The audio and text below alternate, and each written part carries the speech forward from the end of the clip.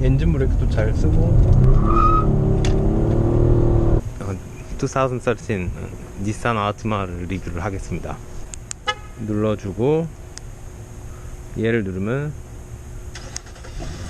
밖에서 시동을 걸 수가 있어요. 이렇게 사실 이렇게 좀 해놔도 5분 정도 세워놔도 그닥 뭐 따뜻하게 해준다거나 차갑게 해준다거나 그런 게 별로 없어요. 트렁크 공간은 꽤 넉넉해서 크기는 현대 소나타 정도랑 비슷한 사이즈라고 보시면 되고, 얘는 3.5 SL이라는 모델이고 2013년식입니다.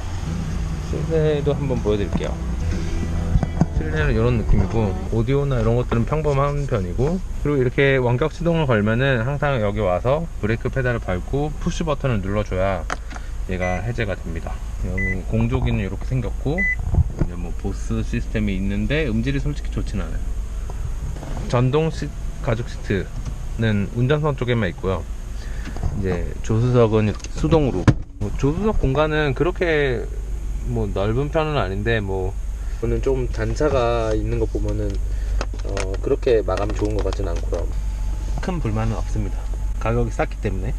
그리고 여기 보면 이 열선도 있고요. 그리고 오토매틱인데 이 모델은 D랑 DS라는 모드가 있어요. DS는 아마 스포츠를 얘기하는 것 같고, 이렇게 하면은 좀 더 고RPM을 쓰면서 실제 단수는 없지만 가상으로 약간의 변속을 하는 재미를 느껴줍니다. 배틀 시프트 이런 게 있어서 얘는 핸들이랑 같이 돌아가지 않아요. 그래서 굉장히 큰 이 배틀 시프트가 양옆에 있기 때문에 조금 스포츠 주행하기에는 좀 재미를 약간 주기도 합니다. 좀 이따 보여드리겠지만 필링이 나쁘지가 않아요.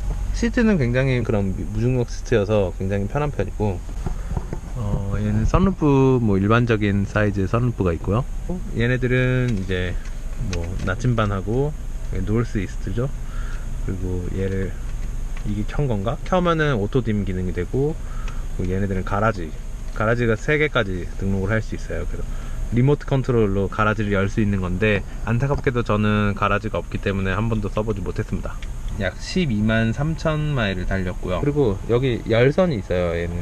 얘를 누르면 핸들이 따뜻하게 겨울철에 좀 요긴하게 사용을 할 수 있고, 브레이크는 핸드 브레이크 대신에 풋 브레이크를 사용했고요.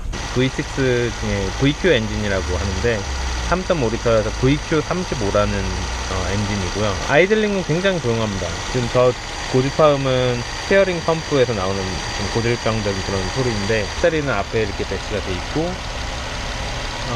요게 에어 클리너, 그리고 엔진 오일은 제가 한 번도 안 가봐서 말씀드릴 게 별로 없는데, 뭐 한 5퍼츠에서 5.5퍼츠 정도 들어갈 것 같아요.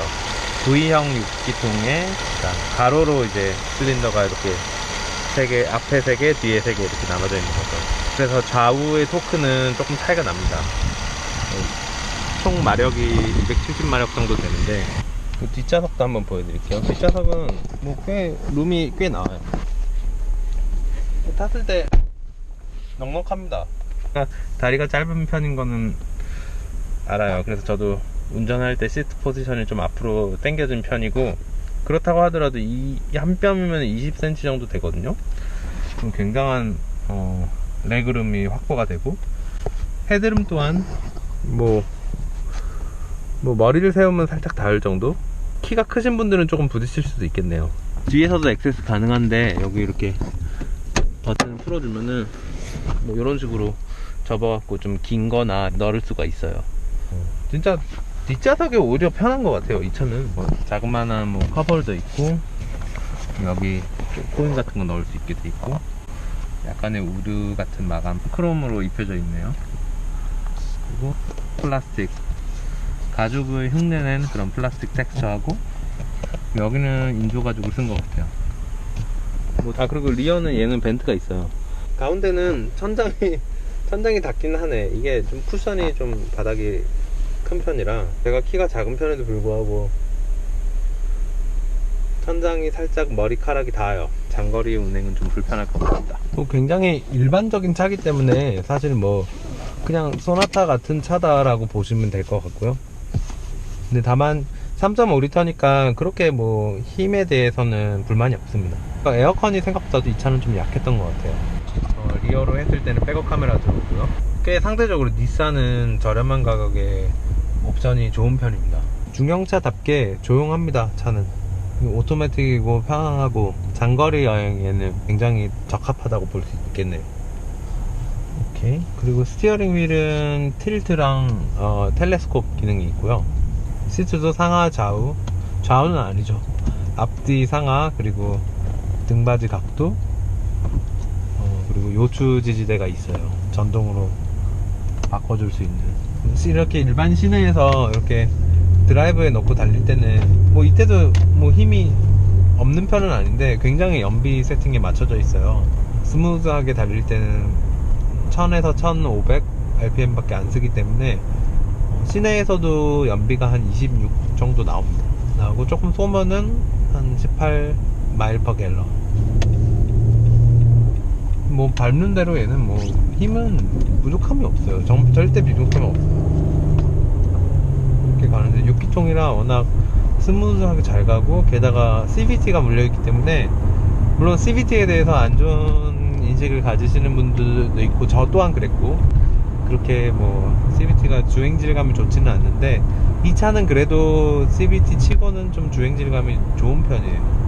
그리고 힘도 좋고 잘 나가고 응답성도 빠르고, 그리고 저는 이 부드러운 거에 익숙해져 있어갖고 일반적인 오토매틱 6단, 7단, 8단 오토매틱을 타면은 이질감이 조금 느껴지기 시작한 것 같아요. 이걸 한 4년 넘게 타다 보니까 이제는 이게 더 자연스럽습니다. 다만 저속에서의 약간 불쾌한 그런 CVT 특유의 진동이 있어요. 저는 좀 민감한 편이어서 좀 적응하는데 시간이 걸렸는데 좀 안 좋아하실 수도 있겠다는 생각이 듭니다. 그리고 브레이크는 뭐 좋지도 않고 뭐 그렇게 나쁘지도 않아요. 약간 밀리는 편인데 불편하지는 않습니다. 조금 세게 밟아서 잘 서는 정도? 일반적으로 타고 다니기에는 너무나도 편하고 문제가 없는 차량이에요. 근데 저는 개인적으로 좀 아쉬웠던 거는 차를 뭐 적당한 가격에 잘 샀다고 생각을 했는데, 제가 2016년 8월에 샀거든요. 오늘이 2020년 10월이니까 사실 4년 2개월을 탔는데, 일단 감가가 한 10,000불 정도 됐어요. 제가 15,000불에 사서 5,000불에 빼게 될 거니까 10,000불을 가지고 4년 동안 탔으니 1년에 2,500불 정도 쓴 셈이고요.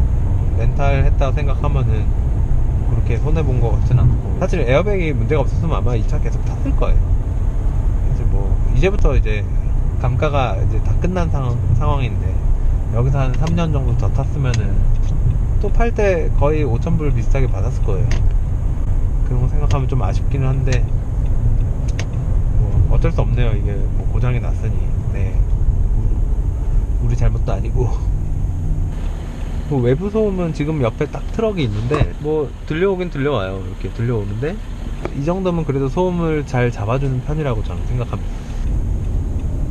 핸들은 살짝 무거운 편이라고 봐야 되나? 좀 가속을 하고 싶다, 그냥 밟아도 잘 나가지만 패들 시프트를 사용해서 좀 로우 기어로 해주면은 그냥 일반적인 D 버전에서도 이렇게 속도를 쭉 뽑아줄 수는 있어요. 어느 정도 고RPM으로 가면은 얘가 자동으로 기어를 올려버리기 때문에 그런 불편함은 조금 있습니다. D 모드에서.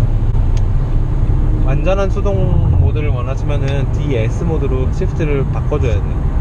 그래서 얘는 뭐 힘에 대해서는 저는 불만이 전혀 없어요. 1도 없어요. 도대체 이거보다 더 높은 힘이 왜 필요한 거지? 라는 생각이 들 정도로 뭐 편하기도 하고 워낙 타는데 전혀 불만이 없어요. 근데 미국에서 에어백 쌓이는 문제는 뭐냐면 자동차 인스펙션을 통과를 시켜야 되는데 이런 경우에는 스테이트 인스펙션을 받아주지를 않아요. 그래서 이걸 고쳐야 되는데 이제 제가 이걸 고쳐보려고 이것저것 바꿔보니까 잘 안돼서 또 가게에 맡기면 이게 또 1-2,000불 깨지는 거예요. 그래서 이번 기회에는 그냥 차도 좀 오래되고 했으니까 바꾸자 이렇게 돼갖고 대신 좀 작고 저렴한 차를 골라서 큰 지출이 안 나가게끔 그렇게 리스로 딜을 하고 왔습니다. 브레이킹 할 때 저는 다운시프트를 즐겨 사용해요. 그러면 엔진 브레이크도 많이 걸리고 그때 나오는 그런 배기음이나 소리 때문에 굉장히 괜찮은 소리가 납니다. 35로 줄이면 이렇게 배기음도 느낄 수 있고, 속도도 줄이면서 브레이크를 덜 써도 되는 거죠. 그리고 제가속 때 더 높은 힘을 쓸 수 있고.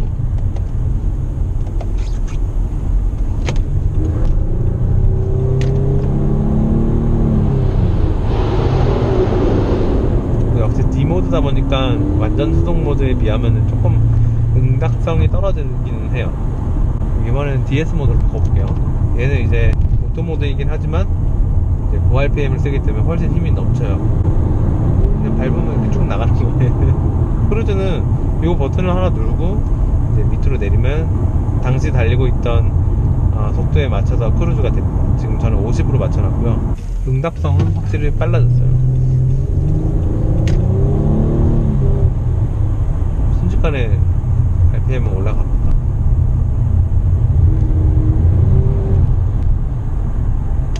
근데 확실히 세단이라 몸이 좀 두네요.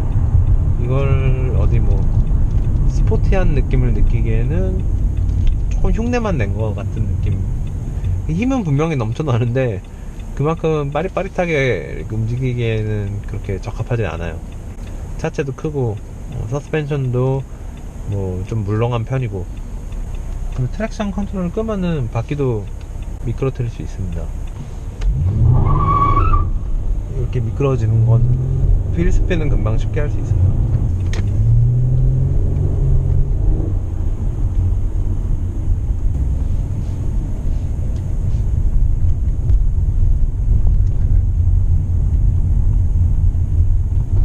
좀 더 빠르게 달리고 싶다 여기서도, 그러면 수동 모드로 해도 뭐 괜찮습니다.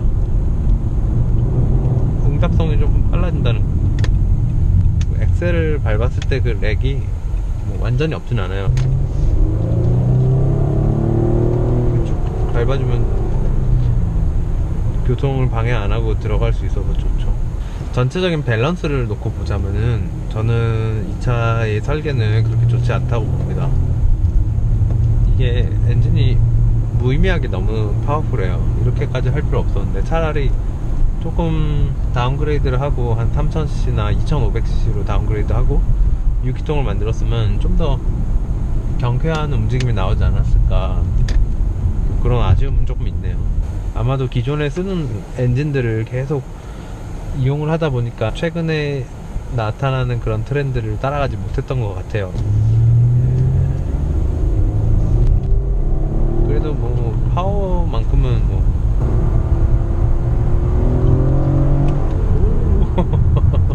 그래도 목은 살짝 젖혀질 정도로는 갈 수 있어요, 이 차. 다운시프트도 잘 되고 잘 가고 잘 서고 힘 좋고 뭐 그런 차라고 봐야겠네요. 출력이 목마르신 분들은 이런 차를 한번 타보는 것도 저는 나쁘지는 않은 것 같은데, 근데 일상생활에서 우리가 그렇게 그런 뭐 250마력이 넘는 출력을 쉽게 쓰지는 못하는 것 같아요. 고속도로 진입시에 조금 더 수월하게 들어간다, 끼어 들어간다, 그 정도 개념인 거지.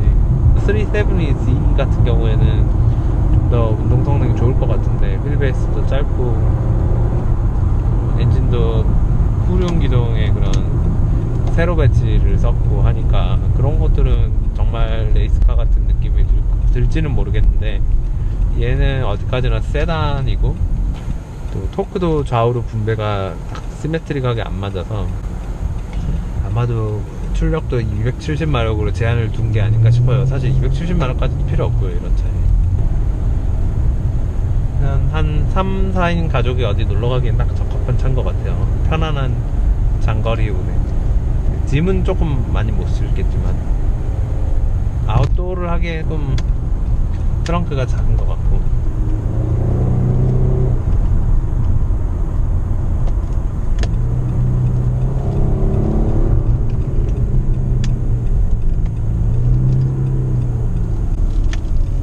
브레이크, 엔진 브레이크도 잘 쓰고.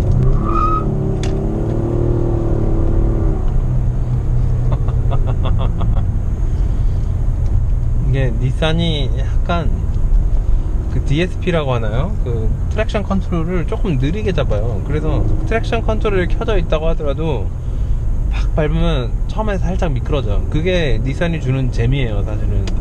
뭐 남들보다는 조금 트랙션 컨트롤을 늦게 잡기 때문에 약간 이득을 봐요, 거기서. 그래서 차가 재밌어지는 것도 찰지고. 이제 모범생인 그런 토요타랑은 조금 성향이 다른 거죠. 이상으로 알티마 시승기였습니다. 빠이빠이.